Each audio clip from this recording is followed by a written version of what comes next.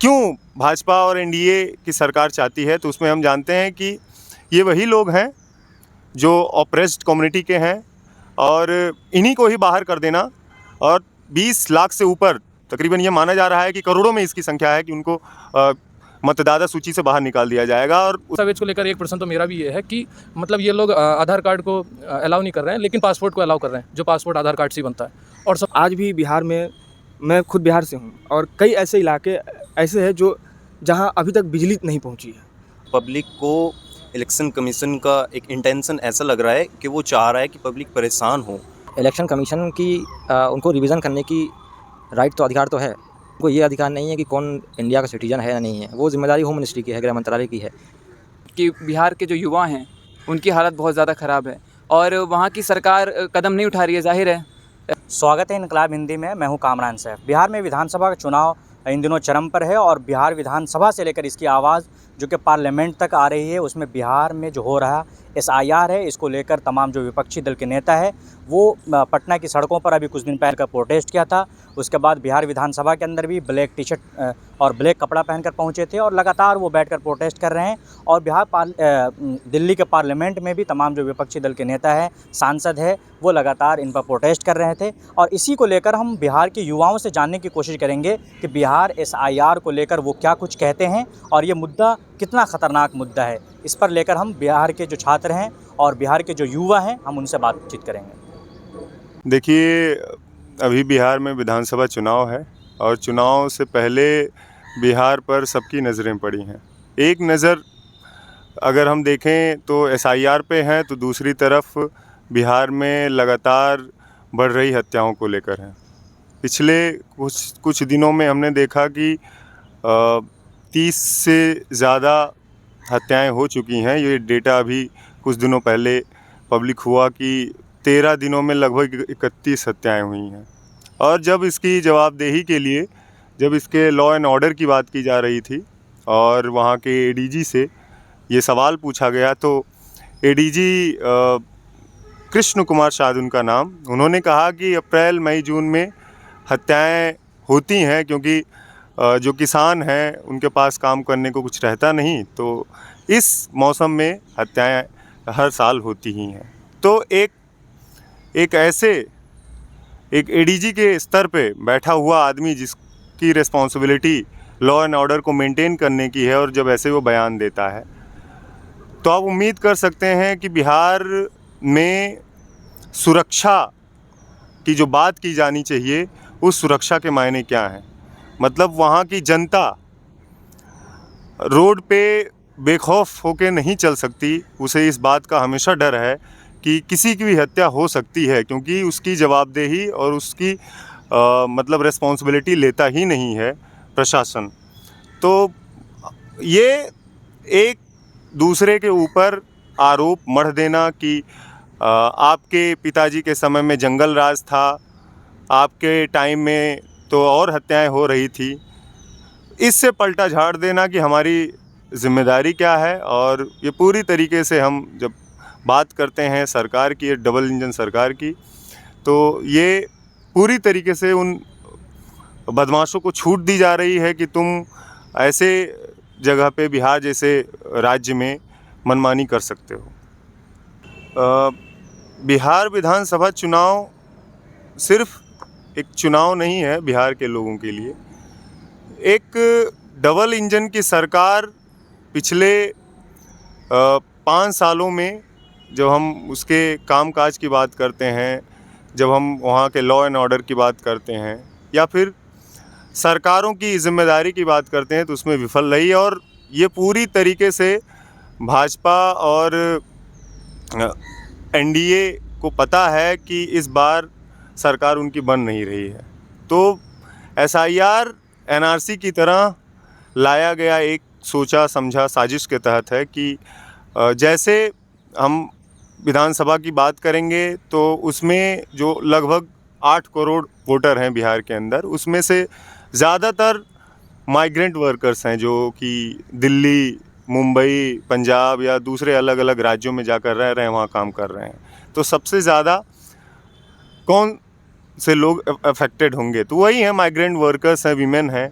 और जब बात की जा रही है कि एसआईआर क्यों भाजपा और एनडीए की सरकार चाहती है, तो उसमें हम जानते हैं कि ये वही लोग हैं जो ऑप्रेस्ड कम्युनिटी के हैं और इन्हीं को ही बाहर कर देना, और 20 लाख से ऊपर तकरीबन ये माना जा रहा है कि करोड़ों में इसकी संख्या है कि उनको मतदाता सूची से बाहर निकाल दिया जाएगा। और उसमें ये लगाया जा रहा है कि 2003 से पहले अगर आपके पिता की सूची नहीं है तो आपको 11 डॉक्यूमेंट्स दिए जाने होंगे, और उन डॉक्यूमेंट्स में ईसीआई जो एपिक कार्ड देता है उसको भी वो वैलिड नहीं मानता है, आधार को वैलिड नहीं मान रहा है, राशन कार्ड को वैलिड नहीं मान रहा है। तो क्या फिर जनता के पास क्या है? आप देख रहे हैं कि बिहार में हर साल बाढ़ की खबरें आ रही हैं, बाढ़ में घर बह जा रहे हैं, सड़क पूरी तरीके से बह जा रही है, पुल गिर जा रहे हैं। और ऐसे समय में आप उम्मीद करते हैं कि जो ऑप्रेस कम्युनिटी है, जो दलित हैं या जो कामकाज करने वाले लोग हैं, जो महिलाएं हैं, उनके पास डॉक्यूमेंट होंगे। अब बताइए कि आप कह रहे हैं कि आपको बर्थ सर्टिफिकेट देना होगा, आपको पासपोर्ट लाना होगा। कितने % लोगों के पास पासपोर्ट है? कितने लोगों के पास बर्थ सर्टिफिकेट है? तो आप पूरी तरीके से ये सरकार चाहती ही नहीं है कि ऐसे लोग जो इन्हें पहले से ही नज़रअंदाज कर रहे हैं, इन्हें सत्ता से बाहर करना चाहते हैं, उन्हीं को ये बाहर कर दे रही है। और अभी आपने देखा कि जब 2025 में जब आपने उसे मतदाता सूची को फिर से रेक्टिफाई किया, तो अभी इलेक्शन से पहले इसकी ज़रूरत क्या पड़ी? और हमने देखा कि कल लास्ट डे था एसआईआर का फॉर्म फिल करने का। उसके बाद आपको 1 तारीख के बाद आप ऑब्जेक्शन के लिए अप्लाई कर सकते हैं, और वो चलेगा 1 अगस्त से लगभग 1 सितंबर तक। उसके बाद फिर से दूसरी लिस्ट बन के आएगी। लेकिन समस्या क्या है कि जब तमाम पार्टी और सिविल सोसाइटी का ग्रुप, जैसे एडीआर की हम बात करते हैं, एसोसिएशन फॉर डेमोक्रेटिक राइट्स की, जब सुप्रीम कोर्ट में ये मामला गया तो ये कहा गया कि नहीं, मतदाता को तो वंचित नहीं किया जा सकता, और ये जो इंस्टीट्यूशनलाइज किया जा रहा है डी इन्फ्रिंजमेंट को, कि मतलब आपको मतदाता सूची से आपका नाम ही हटा दिया जाएगा अगर एसआईआर का फॉर्म फिल नहीं करेंगे। और जब एसआईआर का फॉर्म फिल करने की बात की जा रही थी तो उसमें घोटाले की खबरें लगातार आ रही हैं कि बीएलओ खुद भर दे रहा है। तकरीबन 78 हज़ार जो बीएलओ हैं वो इसमें शामिल रहे हैं कि अपने पार्टी के लोगों को या भाजपा किस तरह से इलेक्शन कमीशन को प्रेशर देके उसे अपने तरीके से, वो जितने भी आप देख रहे हैं कि टूल्स हैं, चाहे वो ईडी हो, चाहे वो सीबीआई हो, या फिर अभी इलेक्शन कमीशन हो, ये भाजपा के पूरे कंट्रोल में है और भाजपा जो चाहती है वही करवा रही है। तो इस ईसीआई भाजपा का ही दूसरा ही नाम है, और वैसे ही काम कर रही है जैसे भाजपा पूरे देश में काम कर रही है। माइग्रेशन और डुप्लीकेशन, ये दोनों तो मुद्दे हैं ही। माइग्रेंट वर्कर्स जो इधर उधर रहते हैं और वो चाहते हैं कि वो अपने राज्य में जाकर चुनाव में शामिल हों, उनके लिए चुनौती तो है ही। लेकिन एक दूसरा मुद्दा ये भी है कि डुप्लीकेसी भी ज़्यादा होती है, और इस तरह के वोट भी पड़ते हैं जो मतलब ईसीआई के थ्रू होने नहीं चाहिए। अब इसमें इन्होंने स्पेशल इंटेंसिव रिवीजन को शामिल किया है कि चुनाव से पहले ये हमें करा लेना चाहिए। निष्पक्ष चुनाव आयोग जो है कराना चाहिए, और निष्पक्ष चुनाव ही जो है लोकतंत्र की पहली शर्त है। लेकिन ये एक ख़ास समय में आना, चुनाव से पहले आना, और 1 महीने के अंदर ये पूरे आंकड़े करा लेना, ये विपक्षी पार्टियों की तरफ से ज़ोरदार जो है सवाल शुरुआत से ही डाले गए हैं इसमें। और इस केस को जब सुप्रीम कोर्ट लेकर गए थे तो सुप्रीम कोर्ट में भी उन्होंने जजिस ने यही बात पूछी कि 1 महीने के अंदर इतना बड़े आंकड़े, लगभग 7-8 करोड़ के आसपास जनसंख्या है वहाँ की, वो इतने कम समय में कैसे हो पाएगा। और दूसरी चीज़ तो ये कि लास्ट टाइम 2003 में जो है रिवीज़न हुआ था, और इस टाइम जो है वो रिवीज़न होना तो ज़रूरी है, होना भी चाहिए, लेकिन इतने कम समय में कराना ये एक चुनौती है। और दूसरा, ऐसे दस्तावेज प्रस्तुत करने के लिए कहना जो आम तौर पर जो गरीब हैं या जो माइग्रेंट्स हैं उनके पास नहीं होते। अभी मुझे लगता है ये अभी ज़्यादातर जो साक्षरता दर अलग अलग राज्यों में बढ़ी है उन लोगों के पास दस्तावेज होते हैं, लेकिन अभी बहुत संख्या ऐसी है हमारे राज्यों में जिनके पास डेट ऑफ बर्थ सर्टिफिकेट नहीं होते। और जिनके पास जो है पासपोर्ट नहीं होते गरीब लोगों के पास। तो एक दस्तावेज़ को लेकर एक प्रश्न तो मेरा भी ये है कि मतलब ये लोग आधार कार्ड को अलाउ नहीं कर रहे हैं, लेकिन पासपोर्ट को अलाउ कर रहे हैं, जो पासपोर्ट आधार कार्ड से ही बनता है। और सबसे मज़े की बात इसमें ये है कि जो राशन कार्ड है उसको ये अलाउ नहीं कर रहे हैं। हाँ, ये बात तो है, कई सारी जगह पर ड्राउट्स वगैरह आते हैं और बहुत सारे वर्कर्स जो बिहार के हैं वो तो ऑल ओवर इंडिया जो है माइग्रेंट्स बने हुए हैं। फिर भी वो इलेक्शन कमीशन ऑफ इंडिया की एक शर्त चुनाव में भागीदारी को बढ़ाना चाहते हैं और वो लोग चाहते हैं बिहार की ताकि चुनाव में बढ़ चढ़ कर हिस्सा लें, लोकतंत्र को मजबूत बनाएं। लेकिन इन्होंने ये ऐसा प्रोसेस डाल दिया कि जिसकी वजह से मतलब आधार कार्ड तक को भी ये अलाउ नहीं कर रहे। अगर किसी के पास बाकी ड्राउट्स की वजह से, फ्लड्स की वजह से या उसके साथ कोई अनहोनी हुई हो, उसकी झुग्गी झोपड़ी तोड़ी गई हो और डॉक्यूमेंट्स खो गए हों, अगर उसकी वजह से वो अलाउ मतलब डॉक्यूमेंट प्रस्तुत नहीं कर पाता है तो उनको आधार कार्ड को अलाउ कर देना चाहिए। ज़्यादातर लोगों के पास आधार कार्ड हैं और आधार कार्ड को इसमें शामिल न करना ये तो बड़ी दुखिदा है। देखिए, आज़ादी से लेके अब तक हमारे देश की और हमारे इलेक्शन कमीशन की एक खूबसूरती रही थी कि वो जस्ट पब्लिक से कहते थे कि आप भारत के नागरिक हो और आप 18 वर्ष के हो चुके हो तो आप हमारी तरफ इशारा करिए, हम घर घर आएंगे और आपका जो डॉक्यूमेंट वेरिफिकेशन है वो करेंगे तो और आप वोट डालने के लायक हो जाएंगे। लेकिन अब यहाँ पे देखा जा रहा है कि पब्लिक को इलेक्शन कमीशन का एक इंटेंशन ऐसा लग रहा है कि वो चाह रहा है कि पब्लिक परेशान हो, भाग दौड़ करे और वो जो अल्टीमेटम दिया है इलेक्शन कमीशन ने कि ये टाइमिंग है 1-1.5 हफ्ते का, इसमें आपको अपने डॉक्यूमेंट वेरिफिकेशन कराना होगा और जो 11 डॉक्यूमेंट की लिस्ट दी है वो उसमें आधार कार्ड जो जिसको हम लिंक कराते कराते हमारी एक लंबा टाइम लग गया, एक उम्र निकल गई कि इसको बैंक से लिंक कराओ, इसको वहाँ से लिंक कराओ, इसे पैन से लिंक कराओ। अब इलेक्शन कमीशन कह रहा है कि उसको तो मैं कुछ मानता ही नहीं, आधार कार्ड तो आइडेंटिटी का कोई डॉक्यूमेंट ही नहीं है। तो जितना कम टाइम गांव देहात और अनपढ़ लोगों को इलेक्शन कमीशन ने दिया है, अगर ऑफिस में बैठे किसी एक बड़े पढ़े लिखे व्यक्ति को भी इतना कम टाइम दिया जाए तो मैं मानता हूँ कि वो भी इस टाइम में अपने जो डॉक्यूमेंट्स है उनको नई इलेक्शन कमीशन के सामने रख सकता और नई वेरिफिकेशन करा सकता। देखिए, इलेक्शन कमीशन की उनको रिवीज़न करने की राइट तो अधिकार तो है, लेकिन उनको ये अधिकार नहीं है कि कौन इंडिया का सिटीज़न है या नहीं है। वो जिम्मेदारी होम मिनिस्ट्री की है, गृह मंत्रालय की है।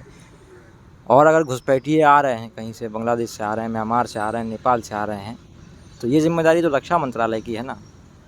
बॉर्डर कहना है कि वोटर लिस्ट में उनका नाम आ गया, वो तो ये जिम्मेदारी किसकी है? इसकी ठीक तरीके से जांच नहीं की गई है ना। और ये अभी जो स्पेशल इंटेंसिव रिवीजन लाया गया है, बिल्कुल चुनाव के नज़दीक लाया गया है। ये एक तरीके से जो मौजूदा सरकार है अभी, ये उनका हथकंडा है। जो मार्जिनलाइज सेक्शन है, हाशिया के लोग हैं, उनको डिसएनफ्रेंचाइज करने का तरीका है और कुछ नहीं है। हम देखेंगे कि 2003 में ये पहले किया गया था रिवीज़न। एक सुप्रीम कोर्ट का केस है, POCL versus union of India 2003 का है। उसमें जो है सुप्रीम कोर्ट एम्फसाइज़ करता है कि इंडिया के हर नागरिक को जो है उनको कोई जो आर्बिट्ररी तरीके से उनको कोई वोट डालने से नहीं रोक सकता है। और ये भी कहा गया था कि जो है फ्री और फेयर इलेक्शन जो है कॉन्स्टिट्यूशन के जो है बेसिक स्ट्रक्चर है। ये यहाँ पर जो इन्होंने कहा है कि 11 डॉक्यूमेंट जो है उसको दिखाने पड़ेंगे, उसके बाद जो है रिवीज़न होगा। और एक डेटा के हिसाब से ये सुप्रीम कोर्ट ने खुद कोट किया है, जो वहाँ जो डिफेंड जो कर रहे थे इसको SIR को, वहाँ पर ये बताया गया है कि जो लगभग जो 11 डॉक्यूमेंट मांगे गए हैं, ज़्यादातर जनता के पास मात्र 3 ही डॉक्यूमेंट हैं, उससे ज़्यादा नहीं हैं। और जहाँ तक ये आधार कोई वैलिड नहीं मान रहे हैं, मतलब यहाँ मतलब इंडिया में हर चीज़ आधार पर यह जो है केंद्रित है। हर चीज़, पासपोर्ट बना रहे हैं तो भी उसमें आधार लगेगा, लेकिन फिर भी आधार हो गया, राशन कार्ड हो गया, ऐसी चीज़ों को ये लोग वैलिड नहीं मान रहे हैं। ये सरासर एक आर्बिट्ररी इनका जो है पॉलिसी है। और कहीं ना कहीं ये हम देखते हैं कि आर्टिकल 14 जो राइट टू इक्वलिटी है उसको भी वॉयलेट कर रहा है, और राइट टू डिग्निटी और फेयर ट्रीटमेंट है आर्टिकल 21 के अंदर, उसको भी ये वॉयलेट कर रहा है। कहीं ना कहीं ये एक आर्बिट्ररी पॉलिसी है जो मार्जिनलाइज सेक्शंस को, खासकर दलितों को, मुसलमानों को, उन्हें डिसएनफ्रेंचाइज, उनके वोट को, अधिकार को छीनने का काम किया जा रहा है। कहीं ना कहीं ये बैकडोर से NRC का काम कर रहा है। कहीं ये इसको हम वोटबंदी कह सकते हैं, कहीं ना कहीं बिहार के लोगों के साथ वोटबंदी की जा रही है। तो ये तो हर समय होता है कि चुनाव के समय वहाँ के लोगों को लालच दे करके, और देखा जाए तो मुझे जहाँ तक ऐसा लगता है कि निचले तबके के लोगों को मैनिपुलेट करना काफ़ी आसान काम हो चुका है, और वो एज एक लालच कहिए या जो भी कहिए, आज भी बिहार में, मैं खुद बिहार से हूँ और कई ऐसे इलाके ऐसे हैं जो जहाँ अभी तक बिजली नहीं पहुँची है, और आप उस राज्य में 125 यूनिट बिजली फ्री देने की बात करते हैं। और मैं अभी बता रहा हूँ कि मैं जब वहाँ के लोगों से बात करता हूँ तो वो कह रहे हैं कि जब से ये 125 यूनिट बिजली फ्री देने की बात हुई है तब से बिजली बहुत कट रहा है। और मैं पिछले 2-2.5 साल पहले की बात बता दूं कि वहाँ एक नया मीटर लगा, ठीक है, स्मार्ट मीटर। वहाँ उस मीटर से सारे जितने लोग हैं सब परेशान थे, क्योंकि ना तो उसमें यूनिट का पता चल पा रहा है, और हर 2 दिन 3 दिन पर 250, 200, 400 ऐसे, और वो उसमें ख़ास तौर पर जो गरीब तबके के लोग हैं वो परेशान हैं, क्योंकि उनके पास तो उतना पैसा है नहीं, और उनके पास अगर पैसा है भी तो हो सकता है कि साइबर वाले रिचार्ज भी नहीं कर रहे हैं, कितना कर रहे हैं कितना नहीं कर रहे हैं, तो वो उस चीज़ से वो परेशान है। और मुझे लगता है कि सरकार को इन सब चीज़ों पर विशेष ध्यान देना चाहिए। और वादे तो होते रहते हैं और चुनाव के समय तो और भी होते रहते हैं। रोज़गार के लिए तो अब वो छोटे छोटे शहरों से निकलकर या तो दिल्ली की तरफ, मुंबई की तरफ या अन्य प्रदेशों में जाते हैं और वहाँ पर तरह तरह के काम करते हैं, रोज़गार की तलाश में रहते हैं। और रोज़गार के नाम पे ऐसा भी नहीं है कि किसी ऑफिस में बैठ के या एसी में बैठ के वो काम करते हों। यहाँ पर सिर्फ मज़दूरी वगैरह ही उनके हाथ लगती है, और कभी कभी तो ये मज़दूरी भी उनके हाथ नहीं लग पाती और वो गलत व्यापारों में झोंक दिए जाते हैं। और इसी तरह से काफ़ी उनके साथ जो अन्याय हो रहा है वहाँ पर बिहार में, पूर्ण रूप से वो जो कह सकते हैं हम कि बिहार के जो युवा हैं उनकी हालत बहुत ज़्यादा ख़राब है, और वहाँ की सरकार कदम नहीं उठा रही है, ज़ाहिर है इस वजह से वो लोग और पिछड़ते जा रहे हैं। तो जैसा कि आपने सुना, ये तमाम युवा थे जो बिहार से थे और बिहार के मुद्दों पर बात कर रहे थे कि आखिर बिहार में क्या कुछ मुद्दे हैं, एसआईआर कितना ख़तरनाक है, या बिहार में पलायन और माइग्रेंट का जो मुद्दा कितना बड़ा मुद्दा है। और इसके अलावा इन्होंने बिहार में हो रही हत्याओं पर बात की कि जनवरी से लेकर अब तक जुलाई के महीने तक 1376 से ज़्यादा हत्याएं हो चुकी हैं। इन तमाम मुद्दों पर इन लोगों ने बात की, बहुत अच्छा डिस्कशन किया। तो इसी तरीके से तमाम छोटी बड़ी ख़बरों के लिए आप इनकलाब हिंदी को फॉलो कर लें, सब्सक्राइब कर लें और देखते रहें इनकलाब हिंदी। मैं कामरान सैफ, कैमरे के पीछे साहिब आलम, इनकलाब हिंदी, नई दिल्ली।